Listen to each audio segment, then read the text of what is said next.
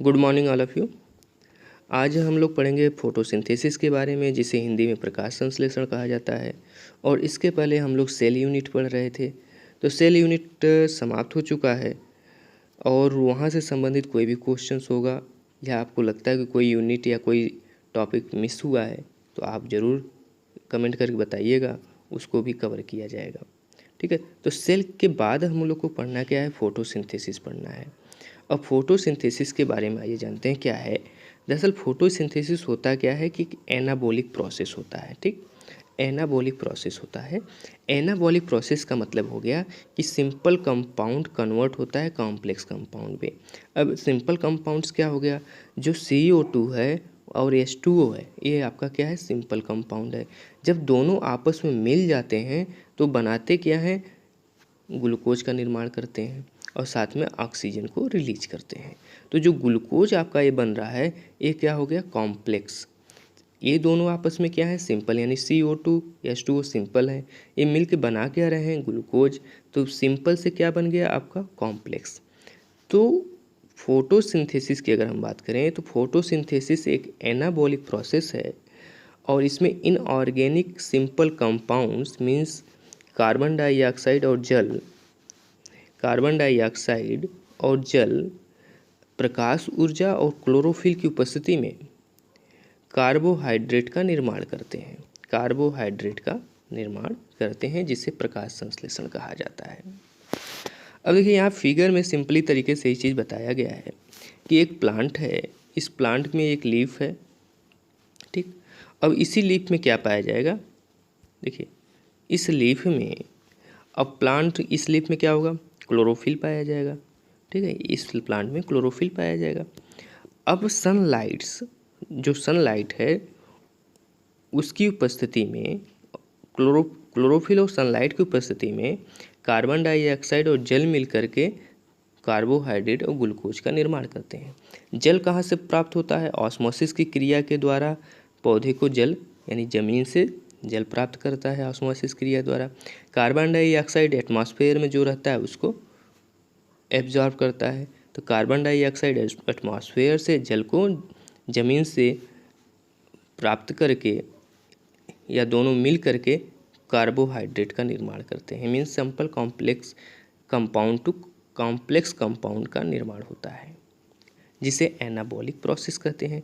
Crop physiology के जब हम लोग इंट्रोडक्शन देख रहे थे, इंट्रोडक्शन वाला chapter, introduction of crop physiology, वहाँ पर आप देखे होंगे कि एक फिगर जो बना था वहाँ पे, उसमें 2 लीफ वाला फिगर बना था। एक लीफ पे तो फोटोसिंथेसिस के बारे में बताया गया था, दूसरे लीफ में रिस्पायरेशन के बारे में बताया गया था।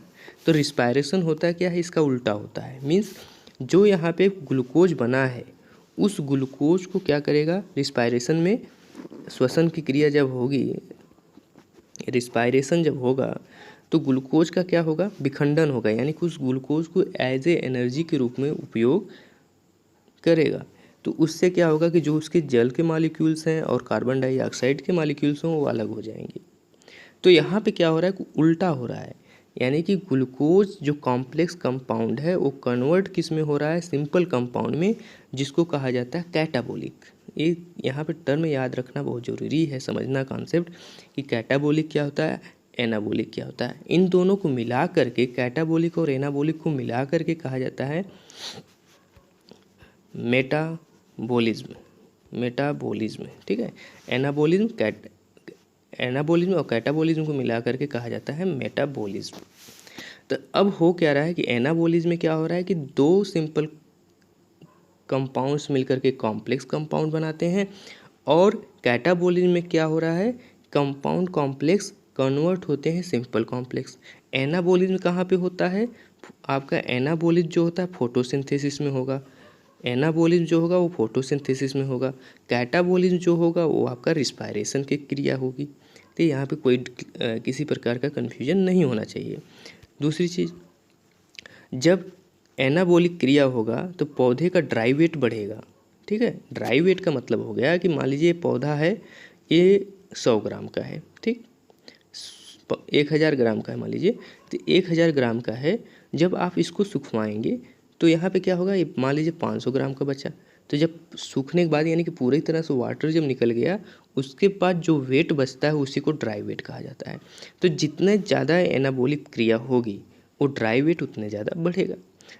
इसका सीधा ये इसका लाभ हमको क्या होता है, जिस पौधे में ड्राई वेट जितना ज़्यादा होता है उससे यील्ड हमको उतने ज़्यादा मिलती है, जैसा कि C4 प्लांट में होता है। अब तीसरी चीज़, जब रिस्पायरेशन जिस पौधे में होगा, तो रिस्पायरेशन होगा तो वहाँ पे क्या होगा, ग्लूकोज को एज ए एनर्जी यूज करेगा। जब एज ए एनर्जी यूज करेगा तो फिर होगा क्या, जो ड्राई वेट वहाँ पे बढ़ रहा था, यहाँ पे क्या होगा, ड्राई वेट घटने लगेगा। तो जब ड्राई वेट घटेगा तो इसका मतलब फूड मटेरियल्स की कमी होगी, और जब फूड मटेरियल्स की कमी होगी तो फिर वो क्या होगा, ड्राई वेट वहाँ पे फूड मटेरियल कमी होगा तो कहीं ना कहीं उत्पादन उससे प्रभावित होगा। ठीक है, ये हो गया हमारा सिंपल सा कॉन्सेप्ट फोटोसिंथेसिस पे।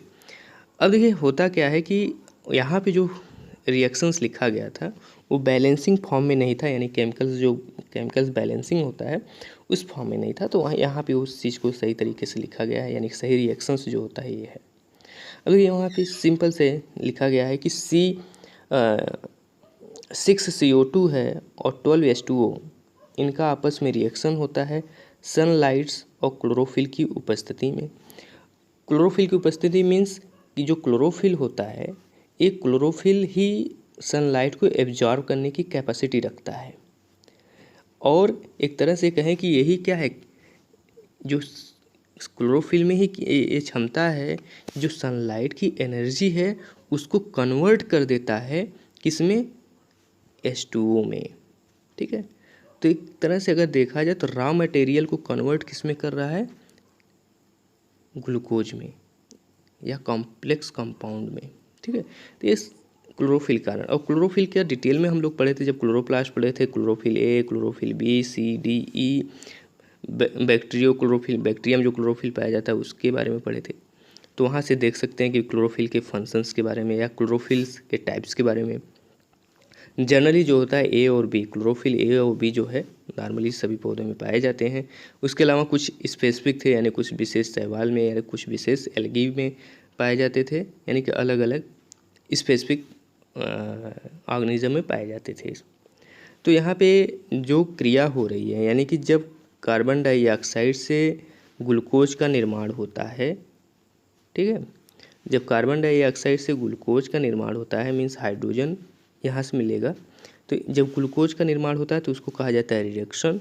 और जब यहाँ से ऑक्सीजन निकलता है, यानी जल के मॉलिक्यूल से ऑक्सीजन जब निकलता है तो उसको कहा जाता है ऑक्सीडेशंस, यानी जल के मॉलिक्यूल से टूट करके जब ऑक्सीजन बाहर होगा तो उसको, जब या ऐसा कोई भी रिएक्शन जिसमें ऑक्सीजन बाहर होता है उसको ऑक्सीडेशंस कहा जाता है, जिसमें ऑक्सीजन रिलीज होता है। अब देखिए यहाँ पे कई क्वेश्चंस ये बन रहे हैं कि ये सारी चीज़ें बताया किसने ये बताया कि इनके मिलने से ग्लूकोज का निर्माण होता है, किसने बताया कि सनलाइट से जो सनलाइट की एनर्जी होती है वही केमिकल एनर्जी में कन्वर्ट होती है, किसने ये बताया कि जल पौधे का जो वजन होता है वह जल के कारण से होता है। और इस तरह कई क्वेश्चंस यहाँ पे बन सकते हैं अगर आप सोचें कि यानी कि जो ये छोटी छोटी बातें हैं किसने बताया है। ठीक है, तो जैसे अगर हम यहाँ पे ड्राई वेट की बात की गई थी, तो ड्राई वेट की अगर बात करें तो ड्राई वेट तो ठीक है, लेकिन टोटल जो 1000 ग्राम हमने बताया एग्जाम्पल के तौर पे, तो 1000 ग्राम जो वजन पौधे का हो गया, यानी एक पौधे को गमले में लगाया गया और कुछ दिन बाद एक पौधा, यानी कि मान लीजिए इस गमले में लगाया गया, इस गमले की अगर हम बात करें तो इस गमले में 100 ग्राम मिट्टी है और 10 ग्राम का पौधा है। 1 साल बाद क्या हो गया कि 10 ग्राम का पौधा जो था वो 1000 ग्राम का हो गया। तो 1000 ग्राम का पौधा यानी 10 ग्राम से 1000 ग्राम हो गया। इस 1000 ग्राम में किसका मतलब योगदान सबसे अधिक है, यानी कि वजन बढ़ाने में किसका योगदान सबसे अधिक है, तो वो आपका है जल, यानी कि पौधे के वजन में सबसे ज़्यादा योगदान जल का होता है। तो इसको बताया कौन था, वान हेलमेंट ने बताया था। ठीक है, ये आगे हिस्ट्री में भी हम लोग देखेंगे, वान हेलमेंट ने बताया था। दूसरी चीज़, ये कैसे पता चला कि जो यहाँ पे ऑक्सीजन निकल रहा है वो हमारे लिए प्राणदायी नहीं है? इसको किसने बताया? इसको जोसेफ प्रिस्टले ने बताया था। जोसेफ प्रिस्टले ने किया क्या था कि इन्होंने एक जार लिया और उस जार में मोमबत्ती जला दिया और साथ में एक चूहा रखा, ठीक है। तो जब मोमबत्ती जला करके चूहा रखा तो फिर क्या हुआ, चूहा मर गया। लेकिन जब उसी जार में एक पौधा भी रख दिए और उसके बाद जब मोमबत्ती जलाए तो चूहा जो था वो क्या था, जिंदा था। तो यहाँ से पता चला कि पौधे से कुछ न कुछ प्राणदायिनी गैस निकलती है जो हमारे जीवन के लिए लाभदायक है। या इस तरह से भी कर सकते हैं कि जो पौधे होते हैं वो अशुद्ध वायु को शुद्ध करते हैं। इस बात को जोसेफ प्रिस्टले ने बताया था, ठीक है। इस तरह से अलग अलग साइंटिस्ट ने अलग अलग चीज़ों को बताया था। ऑक्सीजन्स के बारे में उनका भी एक है, बबल थ्योरी भी है, तो उसकी, ठीक है। और ग्लूकोज का जो निर्माण होता है इसको सैच ने बताया था। सैच ने बताया था कि जो क्लोरोप्लास्ट होता है उस क्लोरोप्लास्ट के अंदर ग्लूकोज का निर्माण होता है। तो सैच नामक साइंटिस्ट ने बताया था, ठीक है।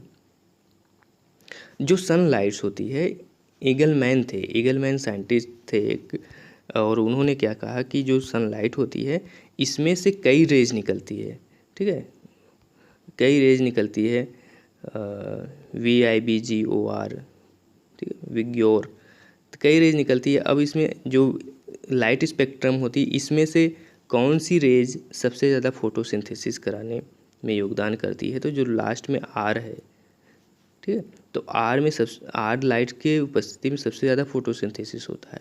फिर ब्लू लाइट की उपस्थिति में सबसे ज़्यादा फोटोसिंथेसिस होता है। तो इसको किसने बताया? ईगलमैन ने बताया था। तो ये हिस्टोरिकल बैकग्राउंड्स हैं, इसके बारे में हम लोग पढ़ेंगे। देखिए यहाँ पे उसी डिफिनीशंस को इंग्लिश में लिखा गया है कि एक फाइटोकेमिकल प्रोसेस है जिसमें ऑर्गेनिक कंपाउंड्स, यानी कि organic compounds carbohydrate are synthesize the raw material, यानी कि जो रॉ मटेरियल है वो क्या है आपका, simple compounds, process of light and pigments, यानी कि जो लाइट्स और पिगमेंट्स की उपस्थिति में एक नेट प्रोडक्ट बनता है आपका ऑक्सीजन के रूप में निकलता है, ठीक है। तो ऑक्सीजन यहाँ से प्रोड्यूस होता है। तो ये उसी की डिफिनीशन है इंग्लिश में, ठीक है। आइए अब देखते हैं हिस्टोरिकल बैकग्राउंड्स क्या है। हिस्टोरिकल बैकग्राउंड्स की बात करें तो वान हेलमेट, जो अभी हम चर्चा कर रहे थे, तो वान हेलमेट ने बताया था कि फूड मटेरियल जो होता है पौधे में वो पानी से निर्माण होता है, यानी फूड मटेरियल का जो निर्माण होता है वो पानी से होता है। इसके लिए इन्होंने एक्सपेरिमेंट क्या किया था कि एक पौधे जार में लगाया, ठीक है, एक पौधे को जार में लगाया, ठीक है। तो उस पौधे में इन्होंने क्या किया कि जो मिट्टी थी उसका वज़न ले लिया, मान लीजिए 100 ग्राम, और एक पौधा लगाया था उसका वज़न मान लीजिए 10 ग्राम, ठीक है। और देखा 1 साल बाद वो क्या हो जा रहा है, या इन्होंने कई वर्षों तक एक्सपेरिमेंट किया था अपना, 3 या 5 वर्षों तक। तो इन्होंने देखा कुछ समय बाद कि 1000 ग्राम का हो गया। तो ये जो वज़न में वृद्धि हुई वो किसके कारण से हुई थी? वो जल के कारण से हुई थी। कैसे पता चला? क्योंकि जो अगर मृदा के कारण से होता तो मृदा का वज़न कम होता, लेकिन मृदा के वज़न में कोई फ़र्क नहीं पड़ा, या 9.1% का फ़र्क पड़ा था, यानी 100 ग्राम था तो 99 ग्राम, इस तरह से कह सकते हुआ था। तो मृदा का योगदान नहीं है क्योंकि मृदा के वज़न में कोई प्रभाव नहीं पड़ा। जल का योगदान है क्योंकि जल को पौधा एब्जॉर्ब कर रहा था और उसी से फूड मटेरियल बना रहा था। दूसरा एक्सपेरिमेंट है जोसेफ प्रिस्टले का। जोसेफ प्रिस्टले ने बताया कि जो अशुद्ध वायु होती है वो शुद्ध वायु, यानी पौधे अशुद्ध वायु को शुद्ध वायु में कन्वर्ट करते हैं। इसके लिए इन्होंने 2 एक्सपेरिमेंट किया। पहला एक्सपेरिमेंट ये है, दूसरा एक्सपेरिमेंट ये है। पहले एक्सपेरिमेंट में इन्होंने किया क्या, एक बेल जार लिया। देखिए अपने एक्सपेरिमेंट में इस्तेमाल क्या किया, बेल जार का इस्तेमाल किया, कैंडल का इस्तेमाल किया, पुदीना का पौधा और माउस, एक बेल जार भी लिया था यहाँ पे, ठीक है। तो बेल जार्स की अगर हम बात करें तो उस बेल जार में एक मोमबत्ती जलाया, साथ में एक चूहा रखा। रिजल्ट क्या पाया? चूहा मर गया। क्यों? क्योंकि ऑक्सीजन की कमी हो गई। दूसरे वाले एक्सपेरिमेंट में क्या किया कि एक मोमबत्ती भी रखा, चूहा भी रखा, साथ में पुदीना का पौधा भी रखा, यानी कि एक प्लांट भी रखा। रिजल्ट्स क्या आया कि वो चूहा जिंदा था। क्यों जिंदा था? क्योंकि देखिए चूहे के शरीर से, यानी चूहा जो चूहे के द्वारा, अब यहाँ पर देखिए इस तरह से जो मोमबत्ती जल रही है उससे जो कार्बन डाइऑक्साइड निकल रहा है पौधा उसका इस्तेमाल कर रहा है, और पौधे से जो ऑक्सीजन निकल रहा है उसको इस्तेमाल चूहा कर रहा है। तो इस तरह से काफ़ी देर तक चूहा वहाँ उसमें ज़िंदा रहा और मोमबत्ती भी जलती रही, क्योंकि मोमबत्ती जलने के लिए क्या ज़रूरत है, ऑक्सीजन की आवश्यकता होती है। देखिए अगले साइंटिस्ट हैं जॉन इगेनहोज है। जॉन इगेनहोज ने बताया कि जो सनलाइट होती है वो इसेंशियल फॉर फोटोसिंथेसिस, जो सनलाइट है वो फोटोसिंथेसिस के लिए आवश्यक है। इसको प्रूव करने के लिए इन्होंने क्या किया कि एक एक्वेटिक प्लांट लिया, हाइड्रिला पौधा लिया और उस पर इन्होंने अध्ययन किया। अब देखिए यहाँ पे, अब हाइड्रिला पौधा को इन्होंने क्या किया कि एक जार के अंदर, ठीक है, परख नली में लेकर के टेस्ट ट्यूब से कवर कर दिया। अब उस पर जब सनलाइट का प्रभाव पड़ा, फिगर में नहीं बना लीजिएगा, तो जैसे सनलाइट पड़ा तो सनलाइट पड़ते ही क्या हुआ, फोटोसिंथेसिस की क्रिया होने लगी और फोटोसिंथेसिस क्रिया हुई तो ऑक्सीजन क्या हुआ, बाहर निकलना शुरू हो गया। तो जब ऑक्सीजन बाहर पानी जल में से निकल रहा था तो बबल के फॉर्म में निकल रहा था, यानी जल में बबल के रूप में ऊपर की तरफ आ रहा था। तो जिससे पता हुआ कि जो फोटोसिंथेसिस हो रही है वहाँ पे सनलाइट एक महत्वपूर्ण या इसेंशियल है फैक्टर है। सैच ने ये बताया कि ग्लूकोज के बारे में बताया था, यानी क्लोरोप्लास्ट में ग्लूकोज का निर्माण होता है। ईगलमैन ने क्या बताया था, लाइट के कलर्स के बारे में बताया था और इन्होंने बताया कि रेड कलर और ब्लू कलर की सबसे ज़्यादा इंटेंसिटी होती है, रेड की सबसे ज़्यादा, उसके बाद ब्लू की सबसे ज़्यादा होती है। तो इसको ईगलमैन ने बताया था। किस पे बताया था, ठीक है, कैडोफोरा नामक ग्रीन एल्गी पे बताया था, कैडोफोरा नामक ग्रीन एल्गी पे बताया था। वान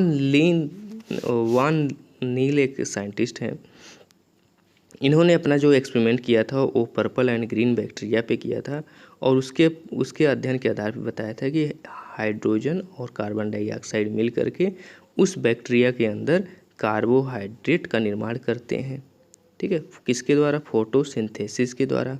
क्यों, क्योंकि इसमें इन दोनों पर्पल और ग्रीन बैक्टीरिया में क्या पाया जाता है, क्लोरोफिल पाया जाता है।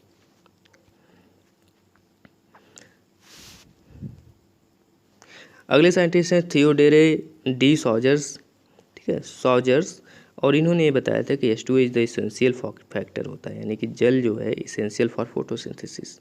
तो जल जो होता है प्रकाश संश्लेषण के लिए आवश्यक है। तो सारी चीज़ों को अलग अलग साइंटिस्ट ने बताया था। इमर्सन ने बताया था रेड ड्रॉप के बारे में, यानी कि लाइट रिएक्शन और डार्क रिएक्शन के बारे में भी बताया था।